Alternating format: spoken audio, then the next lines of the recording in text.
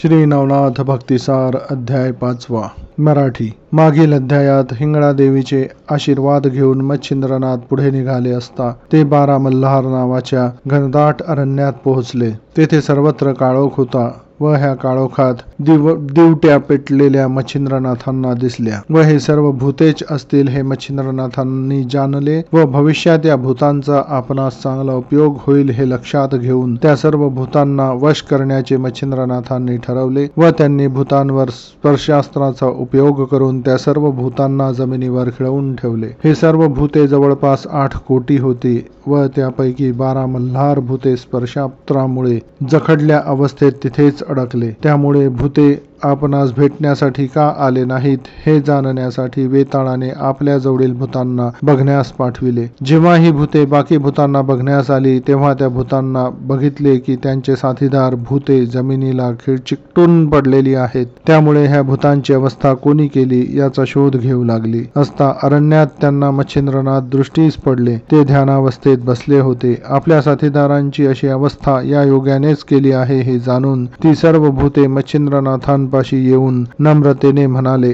स्वामी, आम्ही सर्वजण वेताळाकडे जात आहोत, परंतु तुमच्या दिव्यास्त्रामुळे आमचे साथीदार येथे बंदी होऊन पडलेले आहेत। त्यांना कृपा करून सोडा, आम्ही तुमची माफी मागतो। आम्ही वेताळाकडे जर गेलो नाही तर वेताळ आम्हास शिक्षा करेल। वेताळ खूप शक्तिशाली आहे, जर त्याला तुमच्याबद्दल माहीत झाले तर तो तुमच्याशी युद्ध करेल। वेताळाला ही माहिती कळताच वेताळाने आपली भूतसेना मच्छिंद्रनाथावर पाठविली। ती भूतसेना मच्छिंद्रनाथावर मारा करीत असता मच्छिंद्रनाथ आधीच तयारीनिशी सज्ज होते। त्यांनी वज्रास्त्राचा उपयोग करून आपले शरीर वज्रासारखे केले होते। भूतांनी नाथांवर अग्निशास्त्राचा प्रयोग केला, परंतु मच्छिंद्रनाथाने पर्जन्यास्त्राचा उपयोग केला व अनेक दिवस हे युद्ध सुरू होते। शेवटी मच्छिंद्रनाथाने वाताकर्षण प्रयोग करून भूतांचा श्वासच बंद पाडला। त्यामुळे भूतांनी माघार घेऊन मच्छिंद्रास शरण आले। तेव्हा मच्छिंद्रनाथांनी भूतांना एका अटीवर जीवनदान देण्याचे मान्य केले व ती अट अशी होती की मच्छिंद्रनाथांनी जी शाबरी विद्येची